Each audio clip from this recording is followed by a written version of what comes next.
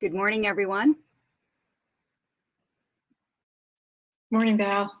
Morning.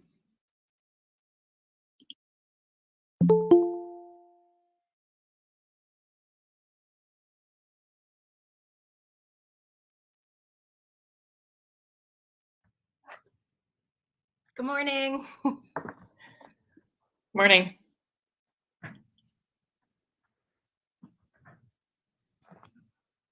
I'm so glad my computer worked and I was late, jumping on the call and I'm like, oh, I hope everything works smoothly.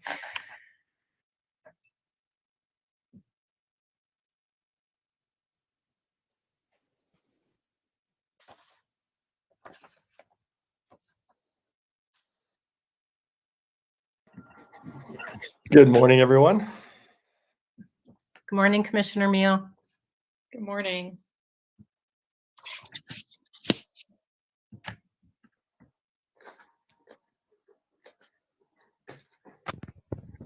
Testing my microphone. Good morning. Good morning, everyone. Good morning.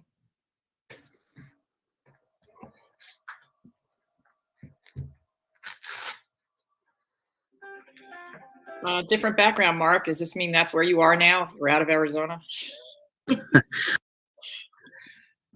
I wish I was sitting on a beach right there. Oh, that's Saguaro Lake. Butcher Jones, it's changed a little bit since you've been there. I'd have to add the drops of sweat coming from my forehead then.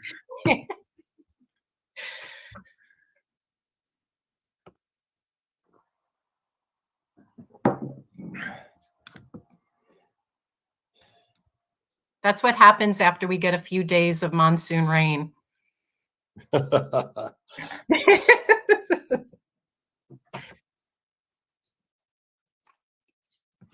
Yes, this is just the Good morning, drainage everybody. outside my house. Good morning. Morning, Doug. And Derek. Morning, Madam Chair.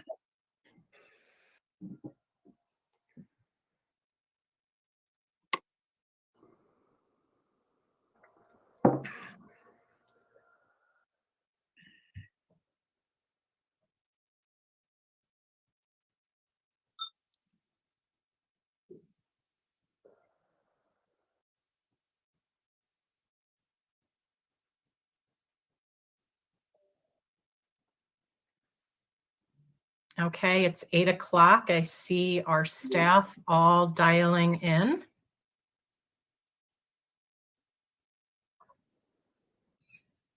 Val, I think, and Brian, Director Schmidt, Lori, we good to go? I think we're just waiting for Lori, and is Ivy going to be joining us? She No, is, we will not but we can go ahead without waiting for her. Okay, there's Lori. Okay, we're all set. Okay, super. Welcome, everybody. We'll call the meeting to order. Agenda item 1, call to order and roll call. 1A, call for quorum. It is 8 a.m. on Tuesday, August 24th, 2021. I call this meeting of the Independent Redistricting Commission to order. For the record, the Executive Assistant, Valerie Newman, will be taking roll. When your name is called, please indicate you are present. If you're unable to respond verbally, we ask that you please type your name. Val. Vice Chair Watchman. Present. Commissioner Lerner. Present. Commissioner Meal. Present. Commissioner York. Present. Chairperson Newberg. Present. And for the record, we also have in attendance Executive Director Brian Schmidt, Deputy Director Lori Van Haren, Public Information Officer Michelle Crank, Community Outreach Coordinators Marie Chappell and Alex Pena. Our legal team, we've got Brett Johnson and Eric Spencer from Snell and Wilmer, Roy Herrera and Jillian Andrews from Ballard Spar. Our mapping consultants, we've got Mark Flahan from Timmins, Doug Johnson and Ivy Beller-Sikansky from NDC Research, and our transcriptionist, Angela Miller. That's everyone. Thank you. Thank you, everybody, for joining us. Please note for the minutes that a quorum is present. Agenda item 1B, call for notice. Val, was the notice and agenda for the commission meeting properly posted 48 hours in advance of today's meeting? Yes, it was, Madam Chair. Thank you. Agenda item 2, approval of minutes from August 17th, 2021. We have just the general session.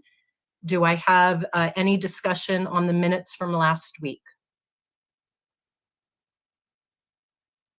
If there's no discussion, I'll entertain a motion to approve the minutes from August 17th, 2021.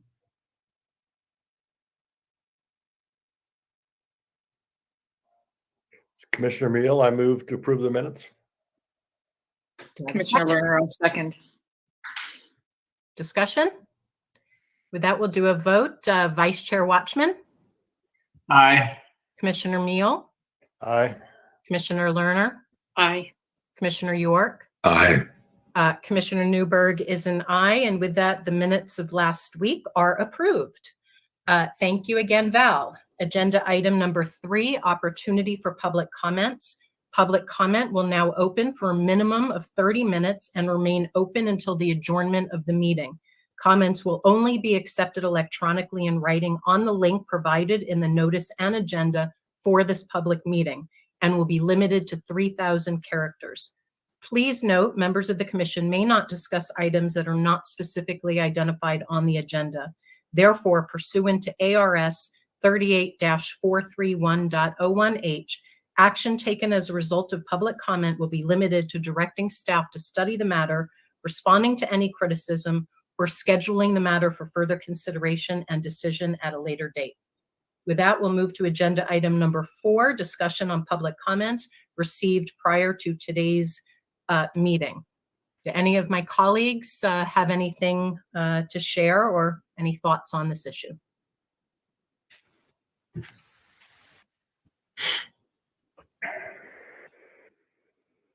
Yeah, I think the silence is a recognition that the topics are relevant and timely, yet we've addressed them.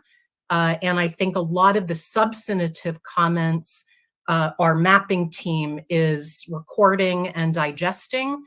And so we're reading each and every one and taking note of it. So thank you for the public's engagement. And if there's no other further conversation on that, we'll move to agenda item number 5, update from the mapping consultants, Timmins and DC. Take it away, Mark and Doug and Ivy. Good morning, commissioners. Update on the census data. Everything is proceeding on time with the census data. Esri is processing it. I know they've downloaded it. If you've noticed, Esri has put out a couple products on the census data, just put it out on their own company webpage. But they are on track moving forward. So that keeps us on track with the creation of the grid maps right now. We don't see an issue with that right now, but we're waiting for the 2020 data to be able to begin that work. For integration and approved competitive measures integration, we are on track with that too. We are still waiting for the census data 2020 to be put into our Arizona redistricting system. And then once that's done, we can start moving forward on that. But right now we're just sort of in a holding pattern for Esri to finish processing it and then to give our system an update with the newest data. On the public training update, we've had some internal conversations about it. Right now we are thinking tentatively that it would be 6 different sections for training that would be broken down into different sections. That way that the public could go and view that training section individually. We think that would be a better approach than just building one 30, 45 minute long training. That way it'd be targeted. So if you want to go back and view it, you don't have to try to fast forward to the exact section of the video that you want. You could pick up the video of where you're actually trying to get information from. So that is our approach right now. We are looking at trying to have that out in September, in early September. Other than that, that's really the update that I have for the public training. I don't know if there's any questions on that or on the census data. I know it's a short and sweet update, but we're sort of in a holding pattern right now. Commissioner Emil, Mark, you want to just remind the public what the target date is for having everything loaded and where they can actually start dealing with a map with the new data? The target date to have the mapping system go live is the 13th of September. I'm going to double check that on my side, but I'm 99% sure that is correct. Thank you. Yep, 13th of September. Mark, this is Commissioner Lerner. Can you then, I know you said early September. I think it would be great if the trainings could be done prior to that date, so the public could, start to kind of get familiar. So when it comes out on September 13th, they can actually look at it and start to play around with it. Do you think that you said early September, you think that would be possible to have that done then in time for the public to have access to the training? The training should be done before the redistricting system goes live. Okay. So we'll try to target a couple days ahead of that. I can provide you guys an update next week. We're still processing exactly how we want to divide it up right now. Okay, thank you. Mhm. And Chair Newberg, I have one more question, if that's okay, about the data. Doug Johnson, the last time I had mentioned the compactness and contiguity measures, since we mentioned the competitiveness. I went back and tried to read through everything. And I know one of them you said you'll know it when you see it. But there was, with the compactness, you had mentioned a few types of measures, but I don't know that we ever got back to whether or not we're using Polsby-Popper or RIAC, and I may be pronouncing them wrong, for the compactness. And so just in terms of processing data and adding it to the data set, I was wondering where we were with that measure. And you know what, that is exactly on my mind as well, Commissioner Lerner. And I'm going to actually look to the legal counsel here, whether this is maybe something we need to put on the agenda for further conversation. The commission is interested in understanding. I know it's relatively simple and it may just be a mathematical formula, but how do you measure compactness? How do you measure contiguity? Yes, we don't have to do it now, but I think it's just an empirical objective question about the formula. And so Commissioner Lerner's asking about that legal. Is that something we should put on the agenda for another time? This is Brett. I do think it's something we put on the agenda to really actually map out those different formulas, as also reiterate the competitiveness measures that were selected the last meeting and how exactly the formula is used. If you might remember from Doug's presentation from last week, he went down of what IRC 2.0 did, and it had a very specific mathematical equation of how it would look. And so hopefully between the mapping consultants and us, we can work it out as to those actual formulas and present them to the commission next week. Yeah. And just as a little preview, there's really two parts to the question you're asking, I think. One is what competitiveness measures will be available in the Esri tool. And they have a whole bunch that any user of the system can choose to run. So somewhat similar to what we talked about with the competitiveness tools, just because the commission didn't adopt a specific measure doesn't mean that residents can't go, submit in some other website and get those scores if they're interested. So certainly built in the Esri tool will be a whole bunch of compactness measures that anyone can run. I think what we're talking about as an agenda item for next week is, will the commission adopt one? Is there one or two or something like that as their official measures? And yeah, we'll come back to you on that and give you an in-depth presentation. But people should just know that the commission's decision to focus on one won't limit their ability to also look at the others.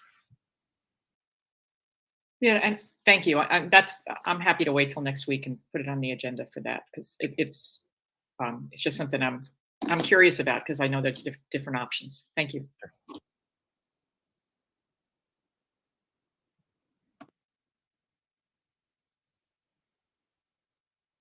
Any other updates from the mapping team and any other questions from fellow commissioners of the mapping team?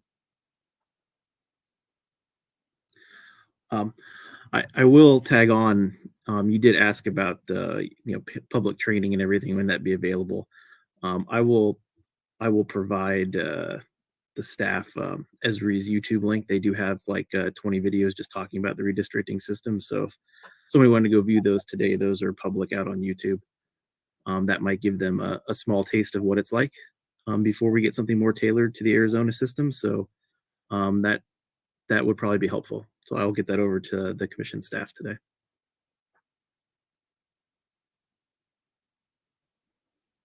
Thank you. Mhm.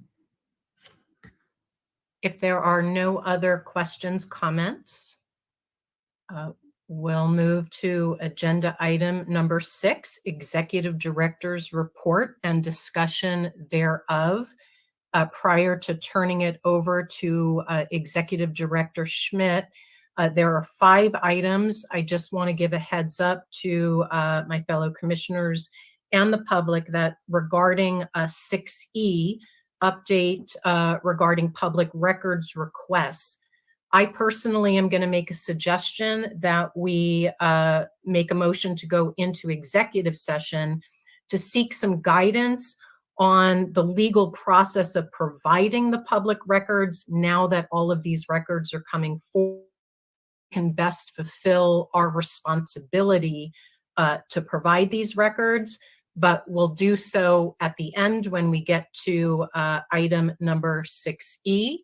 So with that, I will turn it over to Executive Schmidt. Thank you, Madam Chair. First, I will just touch briefly on migration. We are still working on it. It is a much more complex situation than we originally thought, but we're still working through that.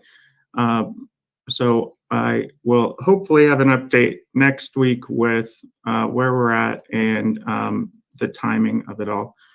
I'm gonna next pull up kind of an overview of our budget. Can you all see that? So as you all know, the legislature allocated $7.9 million for the IRC in the budget. Those are non-lapsing funds. In conversation, a big part of it was the previous 2 commissions have had a history of having a pretty large expenditures over the years. I think the last commission by the end spent about 12.7 million. So the 7.9 is non-lapsing. It's there if the commission needs it. Like I said last week, we're kind of building an airplane while flying. We don't know what all of our expenses will be, but this kind of gives you a brief overview of what our expenses have been year to date. Personnel and employee-related expenses were $33,000 in July. August, that's only a partial. Professional outside services, that includes transcriptionists, legal, some IT expenses that we had for the tour, mapping consultants costs, some travel, operating, and then the new laptops that were purchased. Again, August is not final, and we are still working through all the expenses from the listening tour. So those numbers will definitely be adjusted a bit. But if there are there any questions on the budget?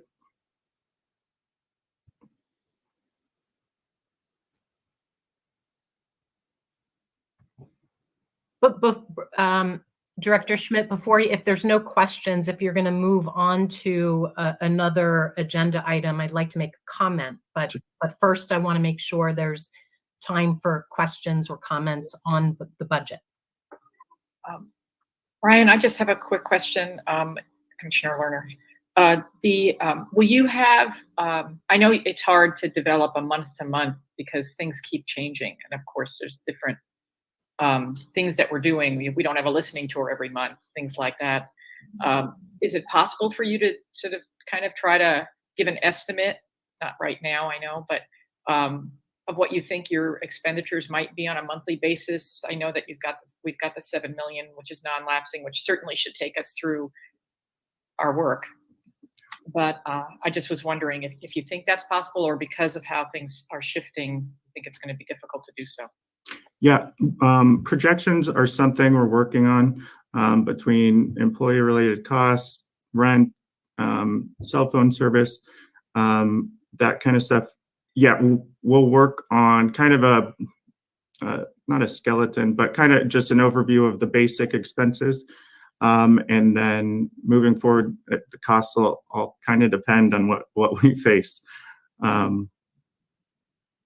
So.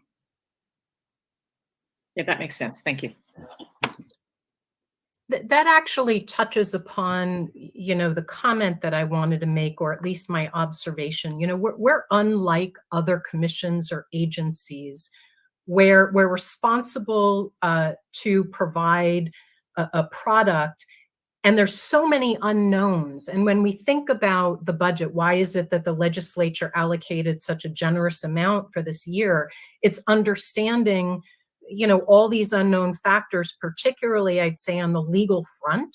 Our most expensive cost likely, is going to be the legal, budget.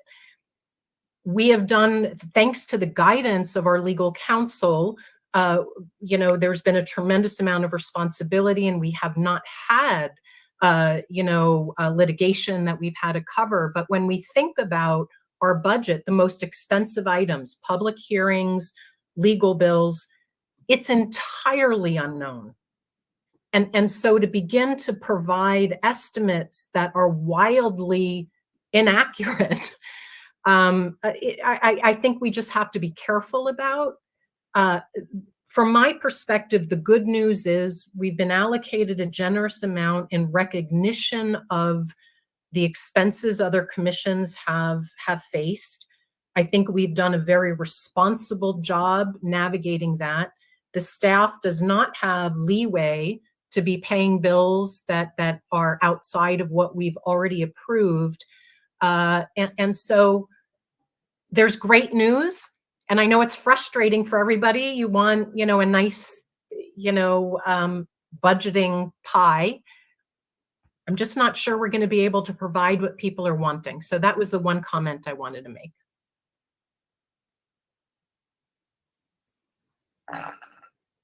Unless there are any other questions, we'll move on to the next agenda item, which is our outreach strategy plan.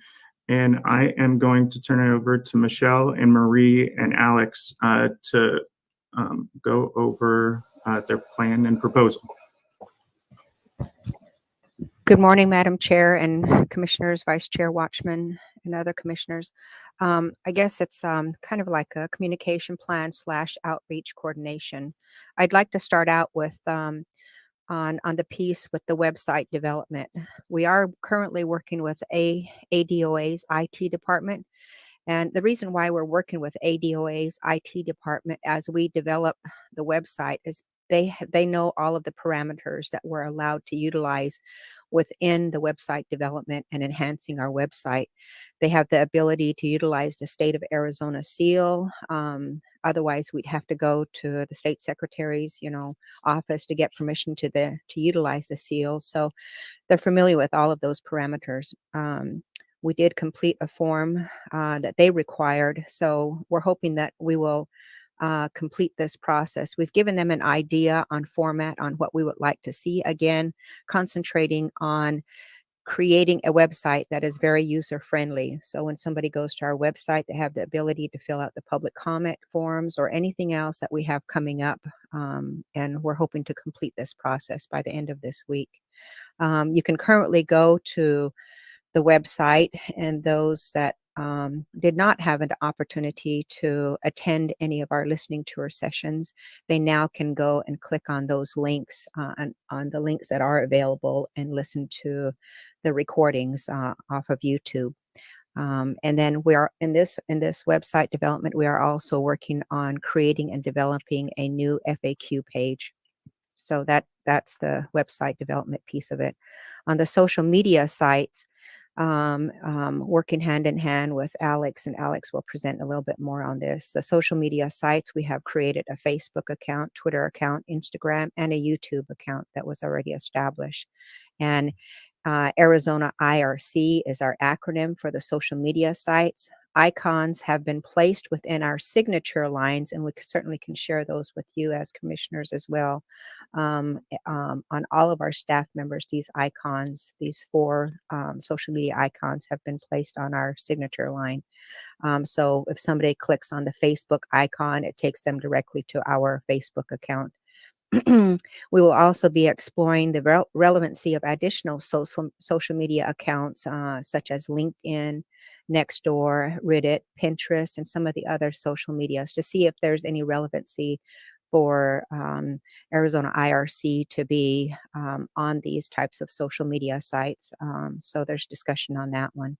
And then as far as the newsletter goes, we did create the first draft of the newsletter, and it's been reviewed by Deputy Director Lori, and then our Executive Director, Director Schmidt, will be reviewing it, and then it'll be placed on the website. In addition to that, it'll be sent out to those that have signed up to receive the website, and there's at least over 300, close to 400 names on those that have signed up to receive the newsletter, and we'll be sending it out through email and or our SendGrid, which is an internal state mailing, and then also it'll be placed on our social media sites.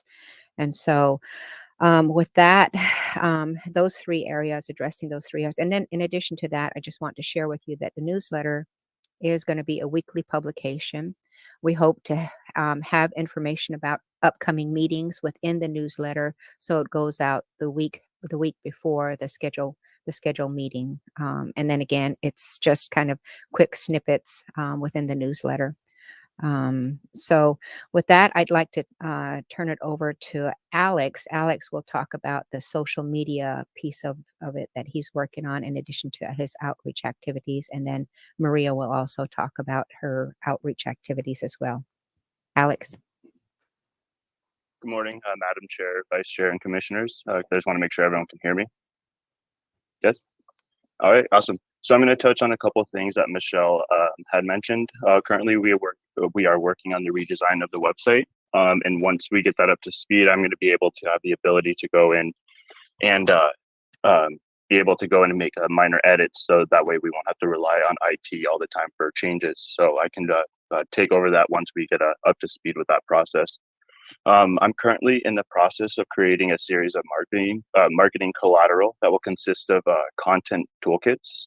These toolkits will be informative social media toolkits and interactive one-sheets with pre-written content and graphics created for our partners, organizations, and individuals to utilize and share with their networks and communities of interest.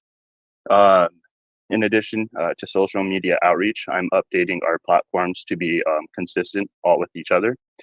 And then in addition, utilizing our social media platforms, which are Facebook, Instagram, Twitter, and YouTube, and leveraging them to promote upcoming commission meetings and directing them to where they can submit public comment.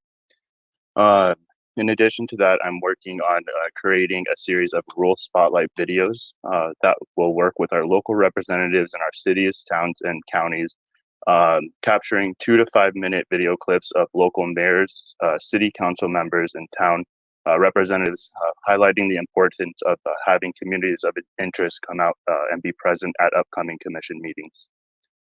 And then in addition to that, I am tracking all of our metrics. So once we start pushing this stuff out on social media, I will be able to capture the amount of impressions, views, and shares that will be pushed out. Yeah. And then I'm going to hand it over to Marie, who will go a little bit more into the outreach in the groups that we are working with.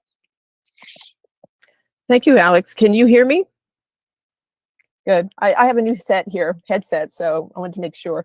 So I have a working list of governments, governmental associations, and minority representing groups that I have started.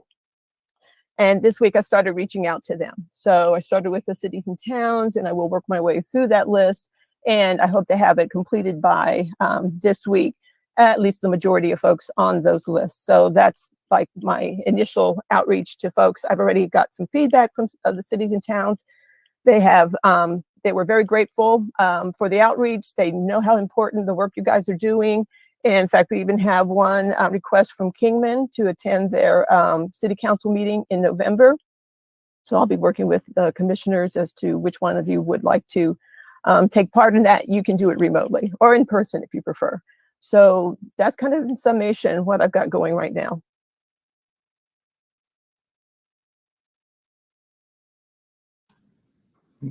Great, thank you all. Are there any questions from commissioners so far? I just want to say thank you. This sounds like you're doing a great job pulling together this community outreach. It'll really be helpful for our community that's been involved to be hearing from it. So it sounds like a great plan, and you've all divided up things really nicely. So I just want to say I appreciate that. And I'm excited about the synergy, because as we're up and running with these broader outreach tentacles, when we have additional public hearings and opportunities to convene, our outreach, is just going to go so much further, and it's all synergistic. So it's exciting. So thank you. It is. Thank you, Madam Chair. Next up, just a quick update with Marie and Alex coming on board. They have completed or are working through their new employee training. We're also going to all go through ADOA public records training, in addition to having them review the presentations that were already presented by our legal counsel. So we'll have that. I think that is next week. And then next up, I'm going to turn it over to Lori to talk about public records requests.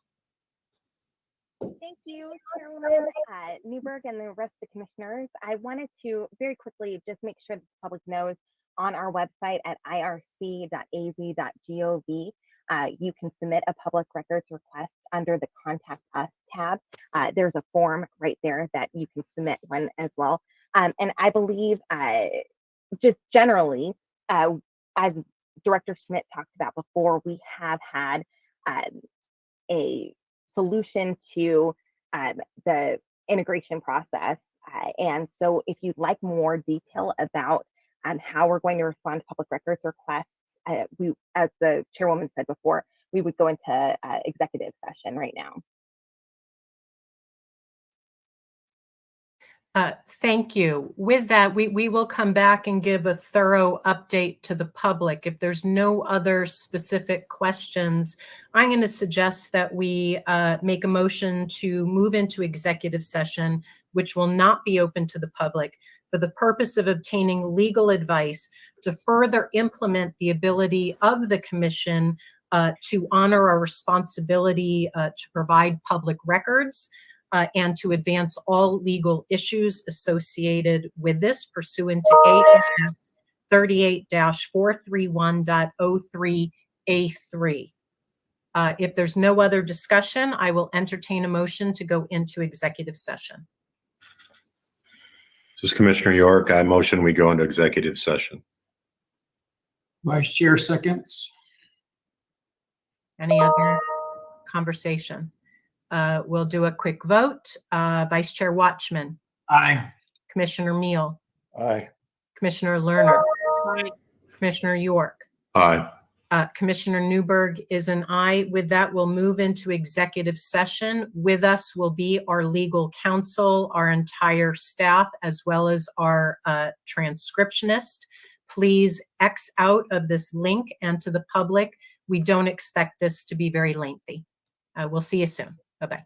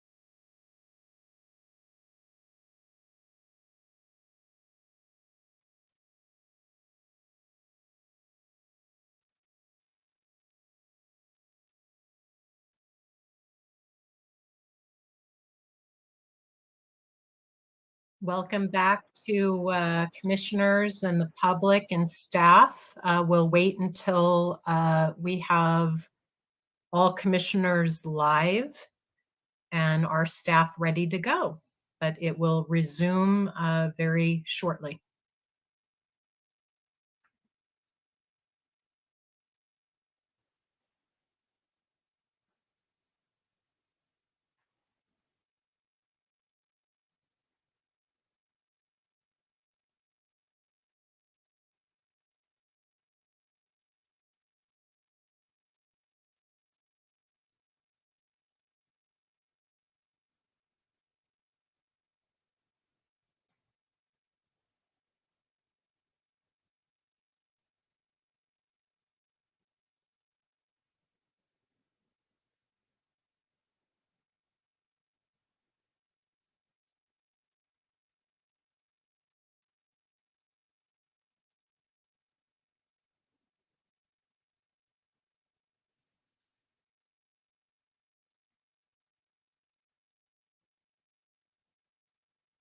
Okay, I see Commissioner York.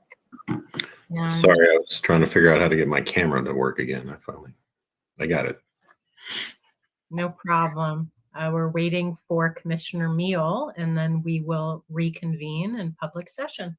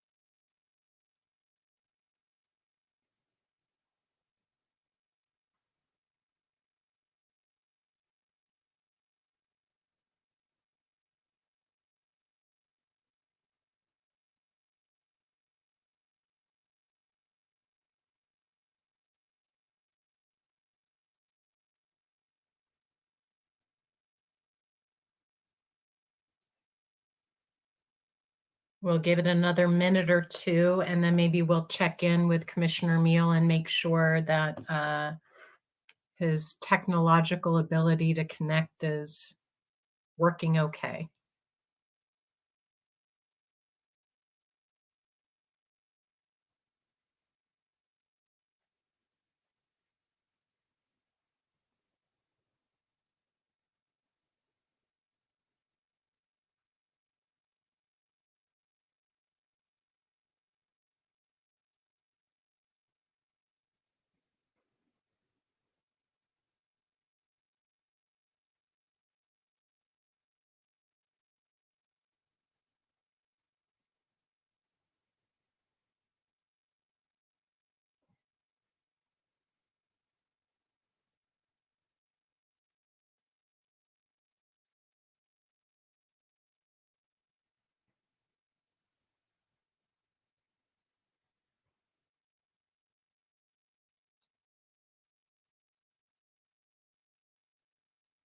Director Schmidt, do you want to check in with Commissioner Meal and see if he's having any difficulty connecting with us? Up here, here he is. Wonderful.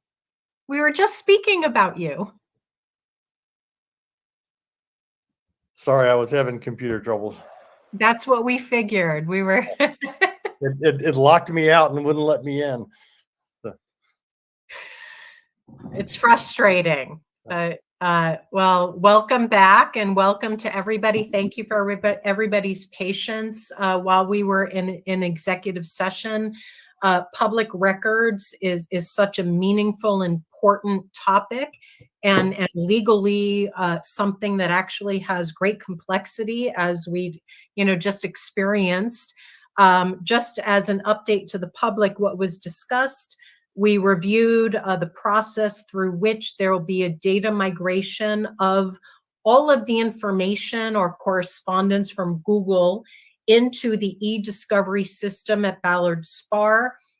There'll be a thorough review of all of that correspondence of what's privileged, what's a matter of public record, such that when the requests come in, we can more efficiently provide that data.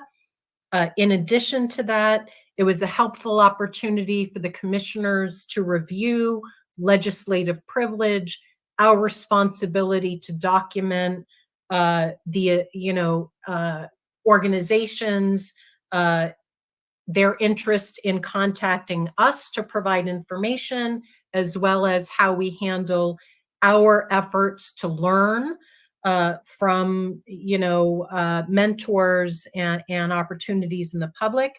And really the most important aspect of this, how is it that we as commissioners can organize our correspondence and our work such that we can honor the public records request as efficiently and effectively as we can. And that was the conversation, and thank you to the legal counsel. With that, we will move to agenda item number 7, update, discussion, and potential action regarding retention of Voting Rights Act consultants. With that, I turn it over to our counsel. Thank you, Madam Chair. As we discussed in last week's meeting, and I think prior to that, legal counsel has retained consulting experts related to the Voting Rights Act in order to assist us as we advise the Commission on the requirements of the Voting Rights Act and the compliance of the maps that the Commission draws in relation to compliance with the Voting Rights Act. So at this point, both Ballard SPAR and Snell & Wilmer have retained respective consulting experts. We're at a point now, I think now that they've been retained, where we can actually discuss them in public. So I'll just start and I'll turn it over to Brett on Snell & Wilmer's consulting experts. So Ballard SPAR has retained, and this is going to be a bit of a mouthful. So let me try it, and then I will spell it. And he luckily allows me to call him Professor Stephen, because it's much easier. But Ballard SPAR has retained Professor Stephen Ansela Behair, who is a professor at Harvard University. He's a nationally recognized expert in Voting Rights Act and redistricting, an expert that has provided expert testimony and expert reports in over a dozen lawsuits, has experience in Arizona in Voting Rights Act cases, and he will be working alongside with a graduate assistant to help us, again, provide that consulting advice. I don't know, Brett, if you wanted to sort of provide a brief introduction of the expert that Snell & Wilmer has retained. Yes, thank you, Roy. So Snell & Wilmer has retained Professor Sean Trendy from The Ohio State University. Got to get the in there. And Sean Trendy is also a recognized expert on the Voting Rights Act and has testified in multiple cases throughout the country, including several here in the state of Arizona, where he has acted as an expert witness for the state of Arizona under both previous Secretary of State Reagan and current Secretary of State Hobbs, as well as Democratic County Recorder F.A.N. Rodriguez down in Pima. So he's very well versed about Arizona and all the different factors that would go into a VRA analysis. The good thing is that both Sean and Stephen, I'll call him Stephen too, know each other, and just like the Ballard and Snell team, believe that they will all be able to work collectively as part of the legal team to make sure you're getting the best advice possible. Yeah, and I'll just add, of course, we will share CVs of the respective experts to the commission so you can review. And actually, for purposes of the transcriptionist, Angela, I will spell Professor Stevens' last name. It is ANSOLABEHERE.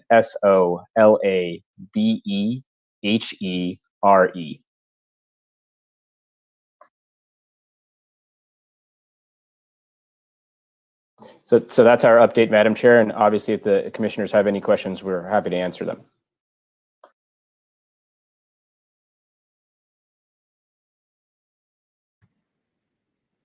I want to thank you for doing your due diligence, finding experts that work well together, such that we are able to honor our responsibility to honor the VRA. I mean, we will do our due diligence, and thank you for, making it a little easier for us to do so.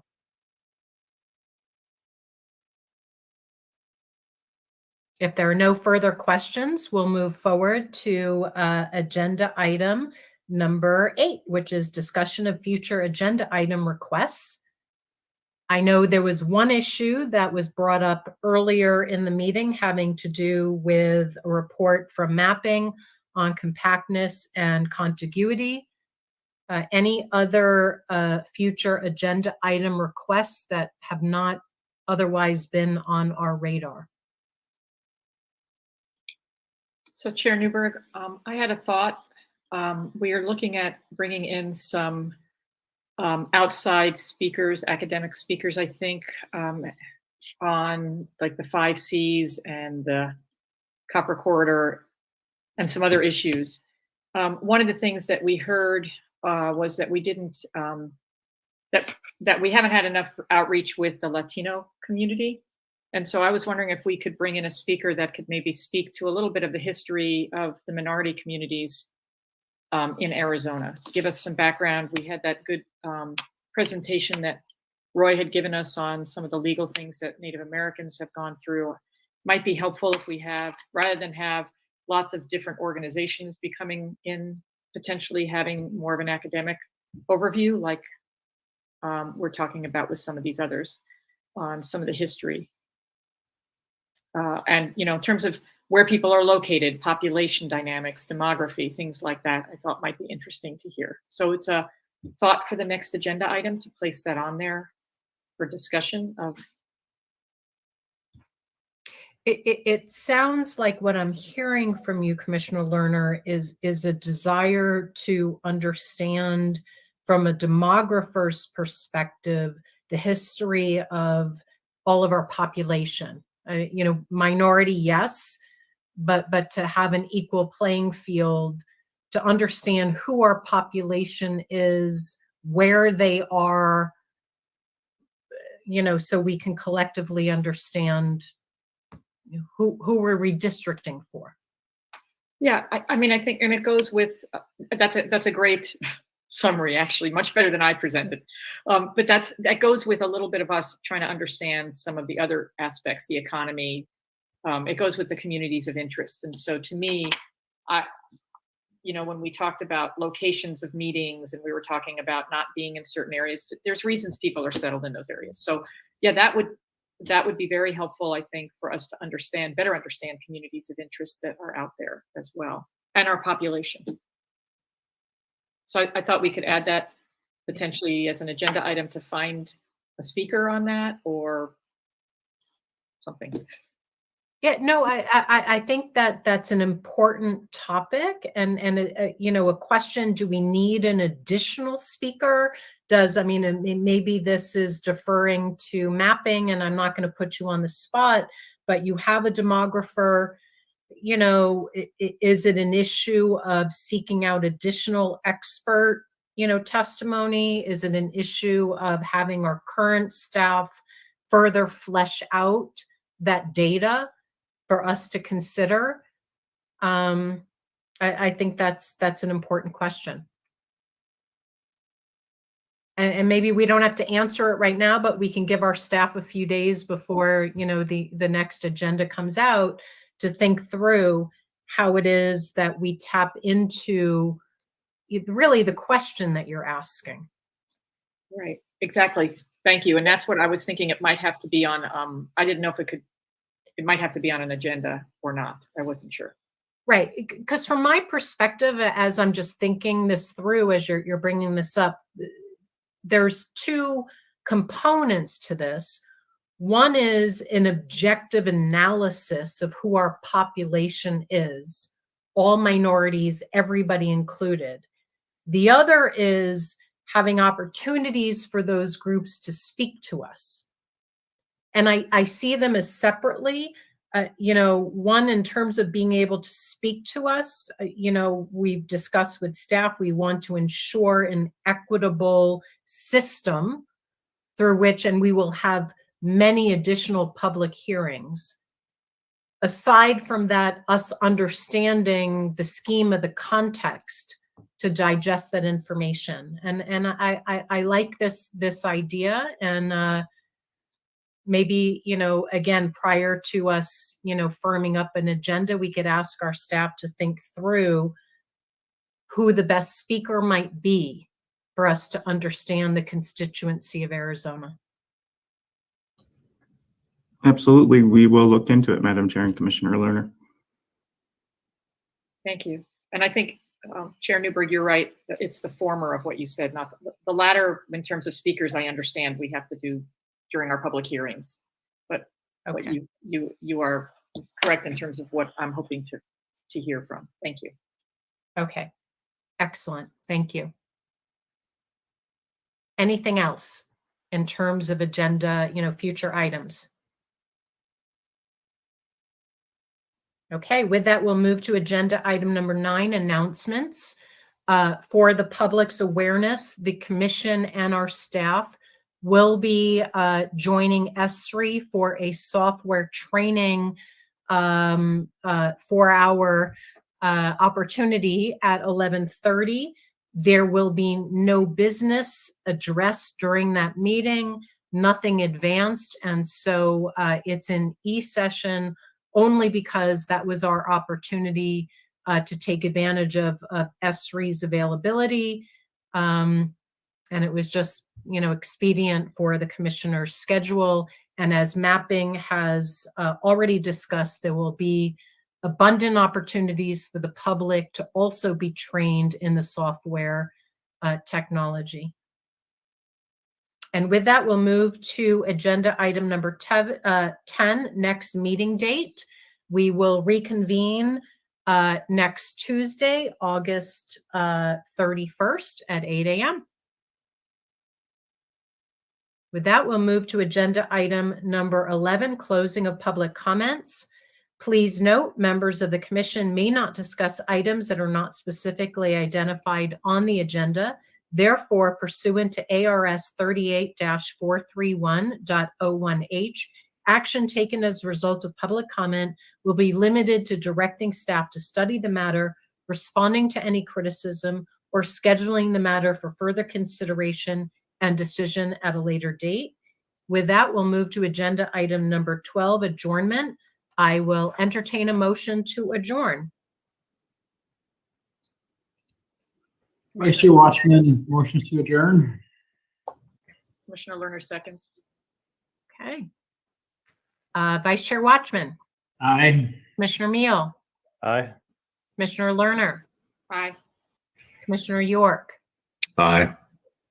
Commissioner Newberg is an aye. With that, we will adjourn this public meeting. I thank everybody for your participation. I thank the public for joining.